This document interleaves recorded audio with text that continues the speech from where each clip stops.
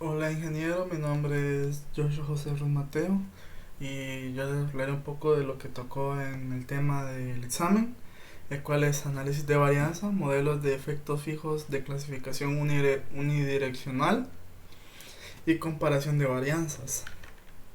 Lo primero sería el análisis de varianza. Dice que el análisis de varianza es probablemente la herramienta inferencial estadística más utilizada en las investigaciones científico-técnicas. Está compuesta por unidades de tratamiento, las cuales consisten en un conjunto de acciones que se aplican a las unidades experimentales con la finalidad de observar cómo responden estas. El procedimiento usual es asignar aleatoriamente los tratamientos a las unidades experimentales. Se llama variable aleatoria observada o respuesta a la media u observación que se obtiene de cada una de las unidades experimentales. El origen de esta técnica es, pues, el origen de esta técnica es a inicios de los análisis de la varianza que fueron desarrollados por el estadístico y genetista R. A. Fisher en los años 1920, y debido a que se basa en una distribución de tipo F, Fisher, como parte del contraste de hipótesis, a menudo se les llama análisis de varianzas Fisher. Otra forma de llamárseles, aunque no lo mencioné antes, es ANOVA. También, por lo menos en mis investigaciones que realicé para hacer estas diapositivas, encontré muchos documentos y muchas páginas con este nombre, siempre refiriéndose al análisis de varianza. Su verdadero objetivo la mayoría de las veces no es la variabilidad, sino otros contrastes como la igualdad de medidas o el ajuste en un problema de regresión. El objetivo del ANOVA de estos fijos es contrastar la hipótesis de la que el efecto de tratamiento son nulos versus a menudo que no lo es, en términos estadísticos, que la hipótesis 0, que es igual a T1, sea igual a TA y que sea igual a 0. Y que H al menos sea un tratamiento en efecto no nulo. ¿En qué consiste?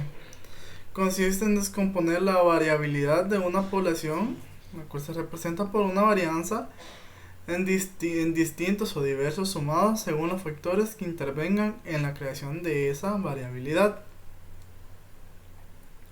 Normalmente el modelo se indica en términos de variables dependientes e independientes. Hay algunos factores que no se incluyen, pero que sí se deben controlar. Y los pasos para el análisis de la varianza son los siguientes. Paso 1. La hipótesis de la nulidad asume que los grupos experimentales o proceden de las mismas poblaciones y que conscienten y por consciente son las medidas son las siguientes: H0 es igual a a U1, que es la población 1, que la población 2 es igual a la población 1, y así sucesivamente hasta n cantidad de números, ¿verdad? Y las hipótesis alternativas asumen que por lo menos hay una diferencia entre dos medidas. O sea, en cualquiera de estas puede que exista alguna diferencia. Se aplica el ANOVA, cuyo estadístico es la F de Snedeker, perdón la pronunciación, y se tiene la probabilidad de asociar al estadístico. Paso 4. Cuando el nivel de significancia es inferior al 0.05%, se rechaza la hipótesis de la nulidad, y se acepta la hipótesis alternativa. Como pueden ver, también en las anteriores se van notando las pequeñas fórmulas que tiene, ¿verdad? Esto es solo para la parte teórica. Dado que el ANOVA es un contraste global, una F significativa solo demuestra que al menos una diferencia entre las medidas de los factores estadísticamente es significativa. Para concretar las diferencias detectadas por el ANOVA se debe llevar a cabo contrastes parciales o comparaciones múltiples. Ahora pasaré a explicar un poco del modelo de efectos fijos de clasificación unidireccional. Modelo de una ANOVA de una vía, como estamos hablando de modelos de efectos fijos de clasificación unidireccional, por eso es que habla de una sola vía, ¿verdad? Y tiene, podemos ver aquí pequeñas características que tiene, ¿verdad? Como la puntualidad del objeto, de la puntualidad del I sujeto bajo la J condición experimental o el tratamiento. La medida global de los datos, como puede ver, lo que hace aquí es básicamente explicar la fórmula que ocupa el error experimental asociado a I sujeto bajo el J tratamiento, que es para esto de aquí, el efecto del impacto de J nivel de variable en el tratamiento A, y todo esto para que el modelo sea válido específicamente en las siguientes condiciones, son las que pueden ver aquí abajo. También tiene algunas generalidades, son las generalidades de los ANOVA de efectos fijos. Y estas son que sirve para comparar medidas de más de dos grupos. Pues podría ser de dos, pero normalmente se ocupa de dos o más grupos, ¿verdad? Pero no está bien especificado eso. La variable dependiente es cuantitativa, o sea que podemos contarla. La variable independiente o el factor de estudio es cualitativa o categórica, o sea que tiene características que podemos, como bien se mira ahí, catalogar.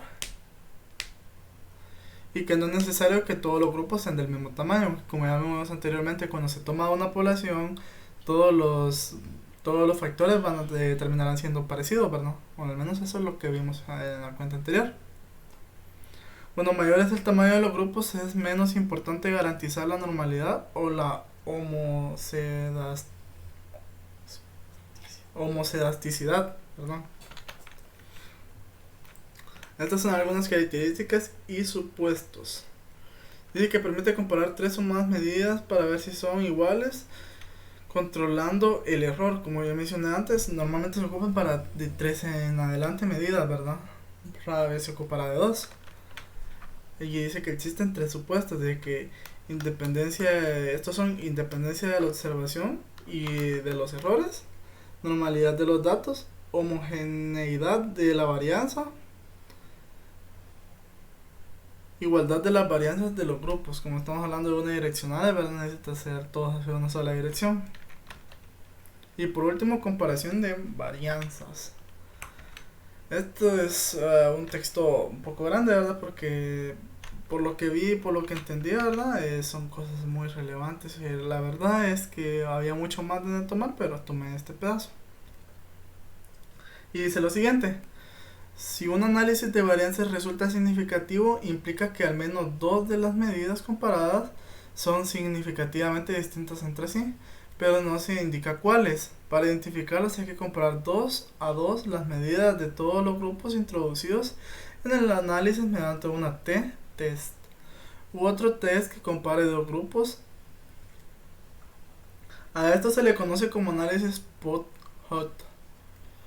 Debido a la inflación del error del tipo 1, cuantas más comparaciones se hagan, más aumentará la probabilidad de encontrar las diferencias significativas.